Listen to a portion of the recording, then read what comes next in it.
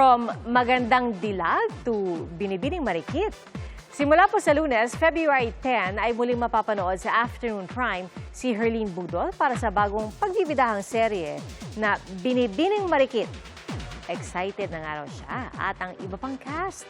At dapat daw abangan ang mga eksena niya kasama si Pok Hwang at ang pagpapakilig nila ng kanyang mga leading men. Sa media po ng serye, ni-reveal ni Herlene na sumailalim siya sa psychological therapy dahil sa matinding epektong dulot ng issue sa kanila ni Rob Gomez. Mga kapuso, maging una sa saksi. Mag-subscribe sa GMA Integrated News sa YouTube para sa iba't ibang balita.